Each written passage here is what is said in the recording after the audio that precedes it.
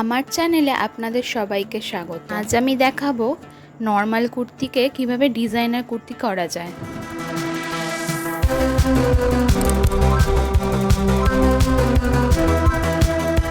গলাটা কিছু সিম্পল কাজ দিয়ে আমি ডিজাইনটা করে নিয়েছি, কিছুটা সেলাই। এরপরে বডিটাতে কিভাবে আমি ড্রয়িং করছি দেখে নিন। এরকম সিম্পলভাবে ড্রয়িং করে আমি বাদবাকি কাজটা করব। পুরো বডিটাতে এই রকম ধরনেরই ফুলের মোটিভটা দেওয়া থাকবে, খুব ইজি একদম। প্রথমে ক্রসভাবে লাইন টেনে নিয়ে তারপরে ওটা ফুল করে নিয়ে বাদবাকি 4টে লাইন দিয়ে তার উপরে মাথায় আবার ফুলের মতো করে নিলেই কিন্তু ডিজাইনটা হয়ে যাবে। তো এরপরে আমি এখানে বাদবাকি জায়গাটা সেলাইটা শুরু করব। যেহেতু আমার কুর্তিটা হোয়াইটের ওপরে ব্লু, হালকা ব্ল্যাক আর রেড কম্বিনেশনের প্রিন্টেড রয়েছে, তাই আমি এখানে পুরো কাজটা ব্ল্যাক আর রেড সুতো দিয়েই করব, কারণ তাতে কি হবে, আরও ভালো খুলবে কাজটা। যে কেউ চেষ্টা করলে এরকম নর্মাল কিছু সেলাই দিয়ে নর্মাল কুর্তিকেও ডিজাইনার কুর্তি করে করতে পারা যায়।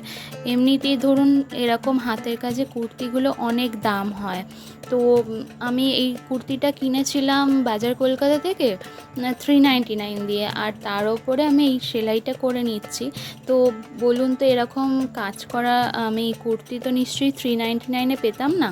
তো এরকম সিম্পল কিছু ফুল আর কলকা ব্যবহার করেই কিন্তু অনেক ধরনের স্টিচ, অনেক রকমের সেলাই করা যায়।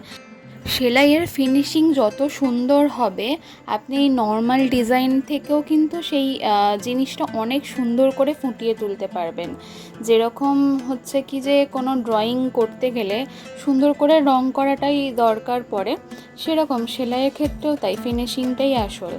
আপনি কি সেলাই দিচ্ছেন সেটা ম্যাটার করে না।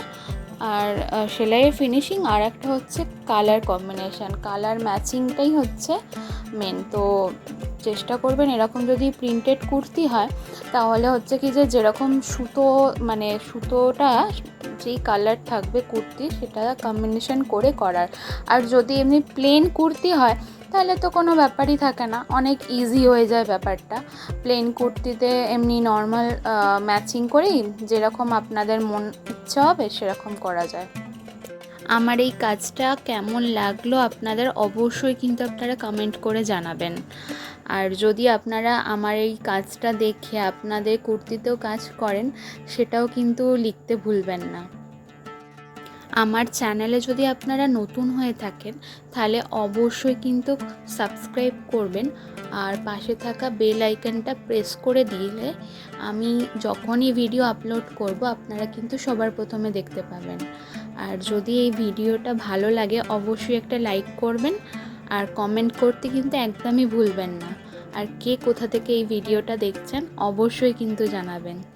ধন্যবাদ আমার পুরো ভিডিওটা দেখার জন্য।